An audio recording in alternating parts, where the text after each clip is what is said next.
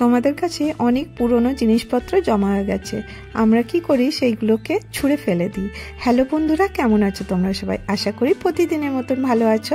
আজকে আমি তোমাদের সাথে শেয়ার করব পুরনো কাপড়, পুরনো বক্স যেগুলো আমরা ওয়েস্ট বলে ফেলে দিই, ওইগুলোকে আমরা কিভাবে রিউজ করতে পারি। তো দেখো, এরকমের কার্ডবোর্ডের বক্স আমরা কিন্তু ইজিলি বাজারে পেয়ে যাই। তো কিছু জিনিস আনলেও পাই। আজকে আমি বিনা সেলাই করে তোমাদেরকে দেখাবো তোমরা এটা কিভাবে রিউজ করতে পারো। তো আমাদের কাছে অনেক পুরনো ওড়নি থাকে যেগুলো কিন্তু আমরা ইউজ করি না, সেগুলোকে কিন্তু আমরা কাজে লাগাতে পারি আর সুন্দর অর্গানাইজার তৈরি করে নিতে পারি। তো তোমরা দেখো আমি কি করলাম, যে ওড়নিটাকে ফোল্ড করে নিলাম। এবার এই কার্ডবোর্ডের বক্সটার মধ্যে সুন্দর করে অ্যারেঞ্জ করে দিচ্ছি। খুব ইজি আইডিয়া, কিন্তু তোমরা এটাকে ইউজ করলে বুঝবে এটা কতটা কাজের। এখানে আমি একটা প্লাস্টিকের মধ্যে দিয়ে দিলাম। তো দেখো, বক্সটা পুরো সুন্দর করে র্যাপ হয়ে গেল। আর এর মধ্যে তোমরা তোমাদের প্রয়োজনীয় জিনিসপত্রগুলো রিঅ্যারেঞ্জ করে রাখতে পারো। তো দেখো কতটা সুন্দর, তোমরা কিন্তু এটা বিভিন্ন সাইজের বানাতে পারো। তো দেখো, আরেকটা আমি দুপাট্টা নিয়ে নিয়েছি, আর এটাও তোমাদেরকে বক্সটা রেডি করে দেখাই। তো দেখো, মানে এরকমের বক্স দেখবে আমরা অনেক সময় ফেলে দিতে পারি, কিন্তু ওইগুলোকে না ফেলে দিয়ে তোমরা কিন্তু এইরকম করে ইউজ করতে পারো। তো তোমাদের যেমনি সুটেবল হবে, তোমাদের যত বড় দুপাট্টাটা থাকবে ঠিক ওইভাবে অ্যারেঞ্জ করবে। কোনো কাটার দরকার নেই, কোনো কিছু সেলাই করার দরকার নেই, কিন্তু তোমরা সুন্দর অর্গানাইজারটা রেডি করে নিতে পারবে। তো দেখো, আমাদের অনেক বক্সের দরকার হয়, আর এই রকমের বক্স কিন্তু আমরা ইজিলি বাড়িতে বানাতে পারি। আর তোমরা বলবে কার্ডবোর্ডের বক্স, যখন এটা খারাপ হয়ে যাবে তখন এই বক্সটা খুলে ফেলে দেবে, আর তারপরে এই দুপাট্টাটা অন্য কোনো বক্সে লাগিয়ে নিতে পারো। এখানে দেখো, আমি কিছু জিনিস রেখে তোমাদেরকে দেখাবো এটা কতটা ইউজফুল। তোমরা যখন এটাতে জিনিস রেখে তোমাদের ছোট্ট আলমারিতেও রাখবে, সেখানেও কিন্তু জায়গাটা অনেকটা কম নেবে, আর অনেক জিনিস কিন্তু আমাদের কাছে চলে আসবে। তো দেখো, আমি সব কাপড়গুলো এর মধ্যে অ্যারেঞ্জ করে রেখে দিয়েছি। তো কতটা সুন্দর লাগছে দেখতে, আর এর থেকে জিনিসগুলো দেখতেও ভালো লাগবে। তো দেখো, উপর থেকে ফেললেও কিন্তু এটা খুলছে না, আর কতটা ফিনিশিংয়ের সাথে এটা রেডি হয়ে গেছে। কতটা সিম্পল, কিন্তু এটা কিন্তু অনেক কাজের। তোমরা তৈরি করে দেখতে পারো এরকমের বিভিন্ন সাইজের, ছোট বড় বিভিন্ন সাইজের তোমরা বানাতে পারো। তো দেখো, আমি দুটো সাইজের বানিয়ে নিয়েছি, আর আমি কিন্তু এতেই কিন্তু কাপড় স্টোর করে রাখি। তো আশা করব তোমাদেরকে এই ছোট্ট আইডিয়াটা ভালো লেগে থাকবে। এবারে চলো তোমাদের সাথে নিয়ে চলে যাই নেক্সট আইডিয়াতে। আজকে আমি তোমাদেরকে বললাম যে ফেলে দেওয়া জিনিস দিয়ে কিন্তু আমি তোমাদেরকে কিছু করে দেখাবো। এই যে এই ফোম সিটটা দেখছো, এটা কিন্তু শার্ট প্যান্টের সাথে যেটা আসে সেটাই। আর আমার কাছে পুরনো একটা নেট ছিল, এই জন্য আমি একটুখানি নেট নিয়ে নিলাম। এই ফোম শিটটা আমি এইভাবে কেটে নিচ্ছি। এই আইডিয়াটা তোমাদের আশা করি ভালো লাগবে। এখানে দেখো, আমি নেটটা এর মধ্যে জড়িয়ে নিচ্ছি। এইভাবে দেখো, ডবল ফোল্ড করে জড়িয়ে নিলাম। জড়িয়ে নেওয়ার পরে এখানটাতে আমি সুতো দিয়ে সেলাই করে দেবো।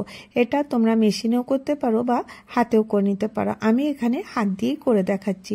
তো দেখো, এরকমের একটা কভার রেডি হয়ে গেল। এই কভারটার মধ্যে আমি এই যে ফোম শিটটা দেখলে, এই ফোম শিটটার মধ্যে ঢুকিয়ে দেবো। তোমরা ভাববে এই ফোম শিটটা দিলে কি লাভ হবে। তো চলো আমি তোমাদেরকে দেখাই এই ফোম শিটটা আমি কিভাবে লাগিয়ে নিলাম। এটাকে এরকম করে সোজা করলাম, দিয়ে ফোম শিট যে দুটো কেটে রেখেছিলাম ওটা আমি এর মধ্যে রেখে এবারে সুতো দিয়ে এটাকে আমি ভালো করে চারদিকটাতে সেলাই করে নেব। তাহলে এটা সুন্দর করে এটা সেলাই হয়ে গেলে এই ফোম শিটটার উপরে যে নেটটা লেগে গেল। তোমাদের কাছে যদি কোনো পুরনো দুপাট্টা থাকে বা পুরনো নেটের শাড়ি থাকে, সেটা দিয়েও কিন্তু তোমরা এটা করে নিতে পারো। তো দেখো, আমি এটাকে সেলাই করে নিয়ে চলে আসছি। এটা কিন্তু কমপ্লিট হয়ে গেল।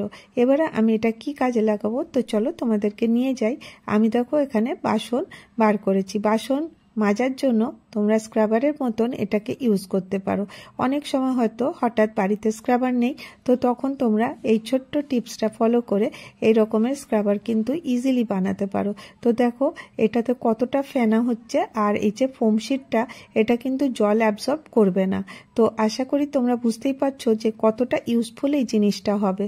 এরপরে যখন ইজিলি তোমরা কিন্তু এই যে বেসিনের সাইডগুলোকেও সুন্দর করে ঘষে মেজে নিতে পারো, আর এতে কলটাও কিন্তু ট্যাপটাও তোমরা পরিষ্কার করে নিতে পারো। স্টিলের বাসন থেকে যে কোনো বাসনেই কিন্তু ফেনা হয়ে খুব সুন্দর করে এটা পরিষ্কার হবে। আশা করি তোমাদের এই ছোট্ট আইডিয়াটা ভালো লেগে থাকবে। এবারে চলো নেক্সট আইডিয়ায় চলে আসি। তো দেখো আমি এখানে একটা প্যাকেট নিয়ে নিয়েছি, এটা প্রিমিক্সের প্যাকেট। তোমাদের কাছে আটার ব্যাগ থাকলে সেটাও নিতে পারো, চালের পরে থাকলে সেটাও নিতে পারো।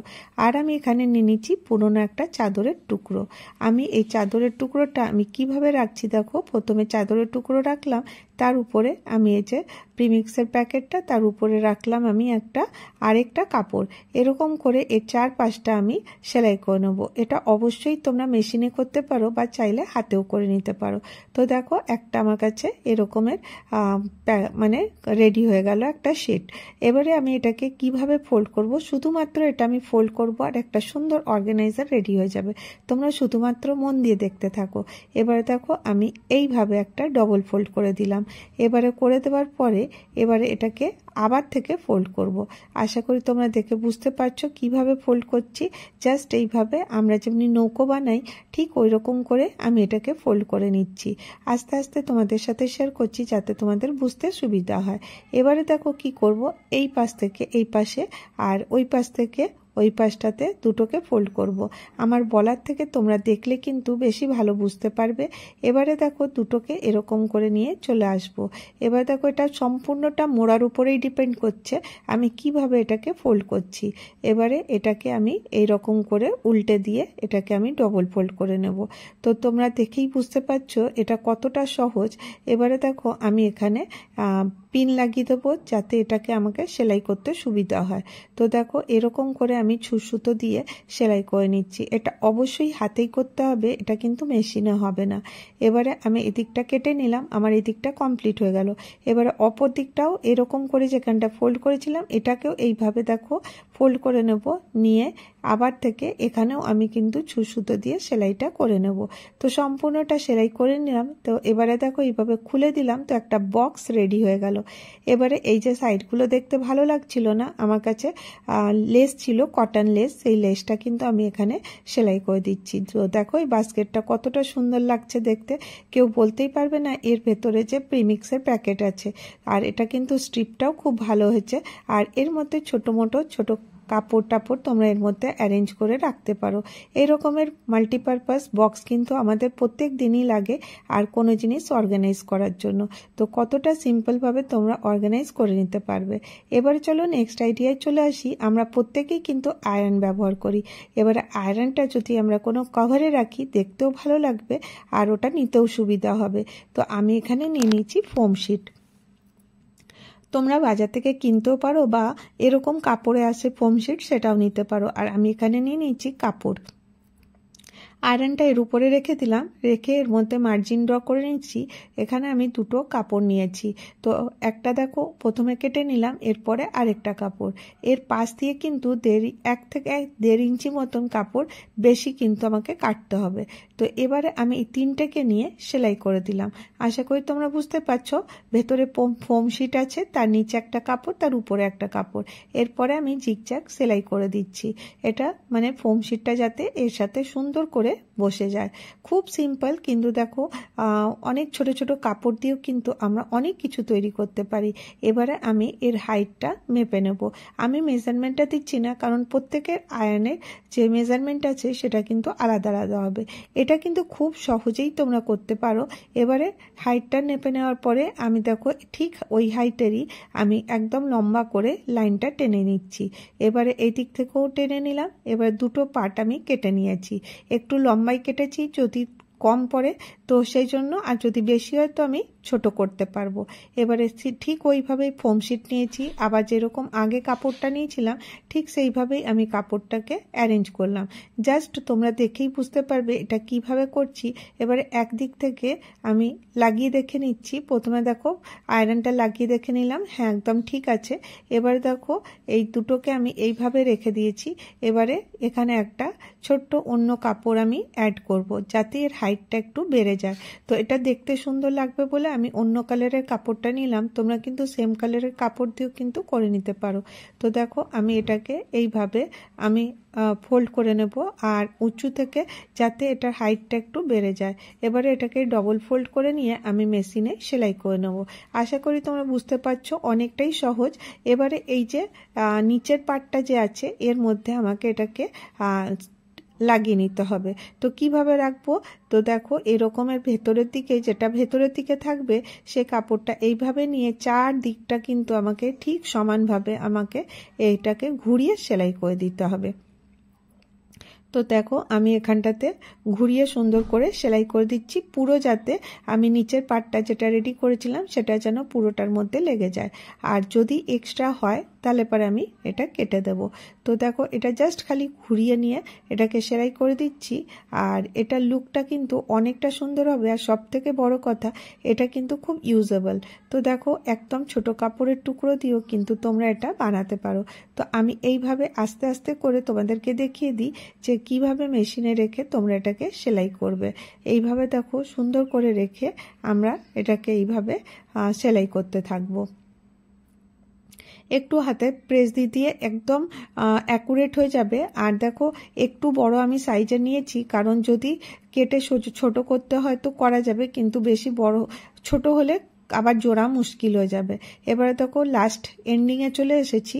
এবারে দেখো পুরোটার মধ্যে আমি এরকম করে আমি এটাকে গোল করে ঘুরিয়ে দিলাম। তো দেখো কতটা সহজ। এবারে যে সাইডের পার্টটা থাকবে সেটাকে আমাকে এইভাবে দুটোকে একসাথে নিয়ে সেলাই করে দিতে হবে। আর এটাকে সোজা করে দিলেই আমার আয়রন অর্গানাইজার রেডি হয়ে যাবে।